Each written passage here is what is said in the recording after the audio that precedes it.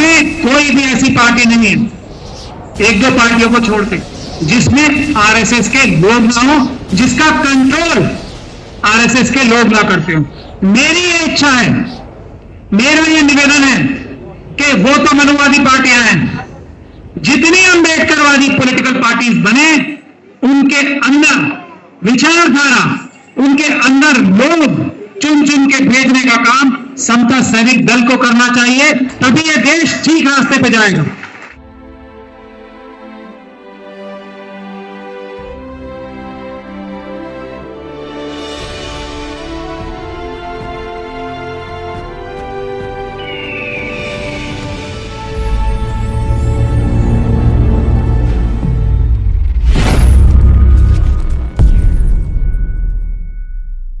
जोरदार तरीके से जय भीम, जय भीम, जय भीम,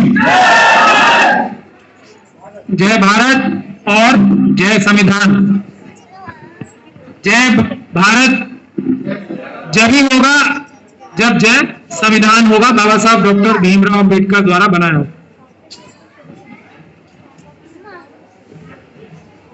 समता सैनिक दल के सभी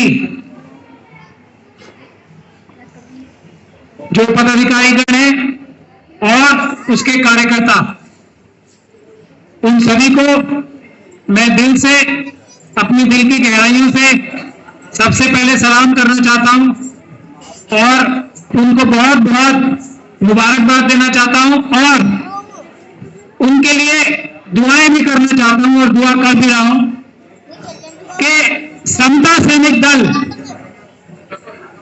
वो संगठन है जिसको देखकर, जिससे आइडिया लेकर एक दूसरा दल उसके 2 साल या 1 साल बाद बना, 1 साल बाद बना आरएसएस। आज देश जो दुनिया का सबसे ताकतवर देश नहीं है और एक ऐसे कुछ मुट्ठी भर लोग, कुछ मुट्ठी भर ताकतें देश पे हमारे कब्जा करके बैठी हैं और देश को तरक्की करने से रोक रही हैं अपने लालच की वजह से। उसकी सबसे बड़ी वजह यह है कि बाबा साहब डॉक्टर भीमराव अंबेडकर ने जो रास्ता दिखाया था, जो संगठन बनाने की जो रास्ता दिखाया था, संगठित होकर कैसे संघर्ष करना है, वो जो रास्ता दिखाया था वो आरएसएस वालों ने, मनुवादियों ने सीख लिया और उसका इस्तेमाल करके आज 100 साल बाद जो वो हालत करने वाले हैं देश की, वो आप सब लोगों के सामने। लेकिन मुझे खुशी इस बात की है, और मुझसे पहले जो हमारे समता सैनिक दल के एक वक्ता ने अभी बोला कि सिर्फ जय भीम कहने से कुछ नहीं होगा, हमें जिस प्रकार से बाबा साहब के आइडिया से सीखकर शाखाएं पूरे देश में अपनी गलत विचारधारा, मनुवादी विचारधारा के लिए लगाई जाती हैं, अगर हम अपनी शाखाएं समता सैनिक दल की पूरे देश में लगाना शुरू कर दें तो न सिर्फ मनुवादी मानसिकता को कुठाराघात होगा, बल्कि देश हमारा सच में पूरी दुनिया का सबसे ताकतवर देश बन जाएगा। क्योंकि तब देश के 92.5% जो जनसंख्या है, जिसमें scheduled caste, scheduled tribe, OBC, Muslim, Sikh, Christian, बौद्ध और महिलाएं आती हैं, तब उनका भारत होगा। आज मुट्ठी भर लोगों के हाथ में भारत की सभी ताकत है, सारे वसाइल हैं, सारी जितनी भी भारत की एसेट्स हैं वो उनके हाथ में। इसीलिए देश इस हालत में है कि 85 करोड़ लोगों को मोहताज होना पड़ रहा है सरकार का, कि 5 किलो अनाज सरकार उनको भीख में दे, जबकि इन 85 करोड़ लोगों के पैसे से एक आदमी को दुनिया का दूसरे नंबर का सबसे अमीर व्यक्ति बना दिया जाता है और वो बहुत जल्दी दुनिया का सबसे ज्यादा 1 नंबर का रईस भी बन जाएगा। किसकी बुनियाद पर, किसकी शहादत पे? 85 करोड़ लोगों की शहादत। ये है मनुवाद और ये है अंबेडकरवाद। देश में दो ही विचारधाराएं हैं, तीसरी कोई विचारधारा ना पहले थी ना आज है। इस बात को हमें अच्छे से समझ लेना चाहिए। अंबेडकरवादी और खास तौर पे समता सैनिक दल जो बाबा साहब डॉक्टर भीमराव अंबेडकर ने बनाया था, एक तो उसकी शक्ति, उसकी ताकत, उसकी जो कहा जाना है इमोशनल ताकत आएगी इसी दल से आएगी। आरएसएस कहता है मैं गैर सर वो राजनीतिक संगठन हूं, सामाजिक संगठन हूं, लेकिन देश में कोई भी ऐसी पार्टी नहीं है, एक दो पार्टियों को छोड़ के, जिसमें आरएसएस के लोग ना हो, जिसका कंट्रोल आरएसएस के लोग ना करते हो।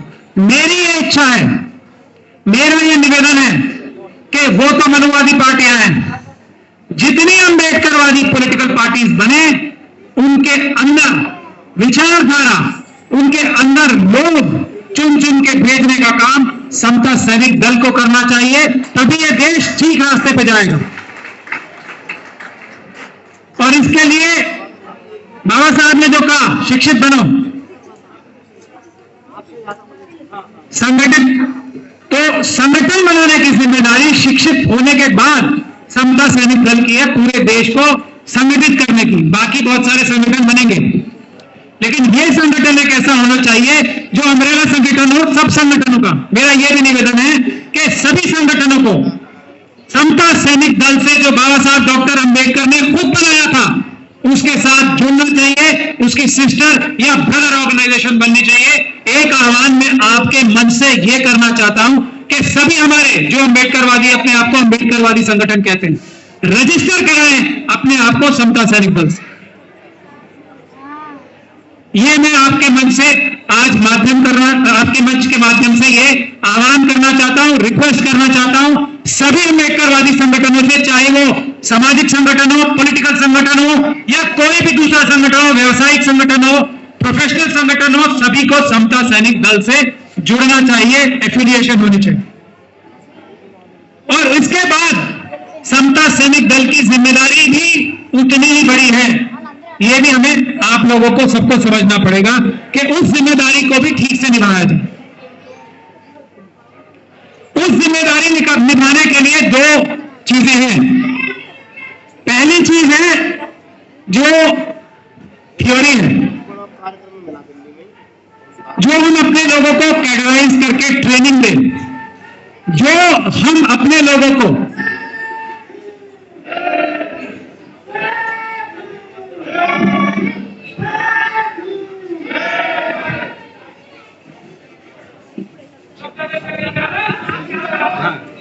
हमारे बीच में आदरणीय भीमराव यशवंतराव अंबेडकर जी जो बाबा साहब के पौत्र हैं और समता सैनिक दल के सुप्रीम कमांडर में बना चुके हैं। जिंदाबाद जिंदाबाद समता सैनिक दल, जिंदाबाद जिंदाबाद।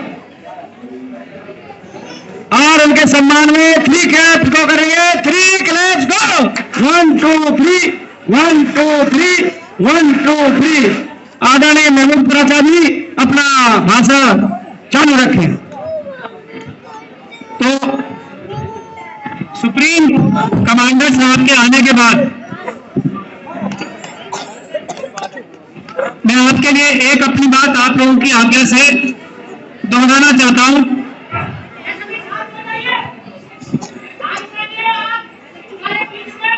गुजारिश भी की कि देश में जितने भी संगठन हैं वो सारे संगठन जो हैं, चाहे वो पॉलिटिकल हो, सोशल हो, प्रोफेशनल हो या दूसरे संगठन हो जो अपने आप को अंबेडकरवादी कहते हैं, तो वो समता सैनिक दल के साथ अपने आप को एफिलिएट कराएं, इसके साथ अपने आप को इसकी सिस्टर या ब्रदर कंसर्न या ब्रदर ऑर्गेनाइजेशन बनाएं। ऐसा मैंने गुजारिश इस आज के अधिवेशन में किया है। तो मैं ये अर्ज कर रहा था कि दो चीजें हैं, एक थ्योरेटिकल है जिसका काम समता सैनिक दल और हमारे दूसरे संगठन कर चुके हैं, बहुत अच्छे से कर चुके हैं। आज अंबेडकरवाद और मनुवाद लोगों को समझ में आ चुका है। प्रैक्टिकल एस्पेक्ट जो है संघर्ष करने का, जो बाबा साहब ने कहा था उस पे हम अब कहीं ना कहीं पीछे हैं। संघर्ष करने की आवश्यकता है और संगठन जो हमारे विभिन्न संगठन है उन्हें एक प्लेटफॉर्म पे लाने की जरूरत है। प्रैक्टिकल जो हमें करने हैं कार्य, उसके लिए हमें अपने केसेस चुनने पड़ेंगे कि ये इतना बड़ा अत्याचार किसी के साथ हो रहा है और ऐसा अत्याचार हजारों लाखों लोगों के साथ होता है। तो उन केसेस में मेरी ये गुजारिश है समता सैनिक दल उसमें आगे बढ़े और बाकी सभी संगठन जितने भी हैं SC, ST, OBC और माइनॉरिटीज के, वो उसके साथ जुड़ के एक एक केस को भी लेकर, जो ऐसे केस होते हैं जिनसे मिसाल बनेगी दूसरे हजारों लाखों लोगों के लिए, उसी एक वैसे ही केस के आज दिल्ली यूनिवर्सिटी में SC, ST और OBC के जो प्रोफेसर बनने की बैकलॉग है वो हजारों में है। हजारों नौकरियां प्रोफेसर्स की हकमारी करके, लूटमारी करके दूसरे लोगों को जो कि अनरिजर्व कैटेगरी से आते हैं उनको जबरदस्ती चोरी करके, मेरे ख्याल से तो डकैती डाल के दे दी गई है। वो लेने का काम हमें करना है और उसके लिए एक बहुत ही महत्वपूर्ण केस जो मुझसे पहले अभी एक हमारी छोटी बहन बोल के गई है, डॉक्टर रितु सिंह का है। इस केस को एक मिसाल वाला केस बना के, एक एग्जाम्पल के तौर पे मेरी ये गुजारिश है समता सैनिक दल से, इसको लेना चाहिए। ये एक ऐसा केस है जिसमें मनुवादियों ने जो एकलव्य की कहानी आप लोग सुनते हैं ना, उसको आज के दौर में कैसे दोहराया जाता है। एक ऐसी हमारी बच्ची जिसका A ग्रेड मतलब 68% नंबर है इसके, किसी भी अनरिजर्व कैटेगरी से ज्यादा समझदार, ज्यादा इंटेलिजेंट, एकलव्य की तरह ये है। अब इसको कैसे नुकसान पहुंचाए? कम अकल लोग, मैं तो अनरिजर्व कैटेगरी के लोगों को कम अकल, मूर्ख, सिर्फ छल कपट, एक उनकी कला है छल और कपट और उन्हें कुछ नहीं आता। तो उन्होंने देखा कि इसको कैसे हटाएं।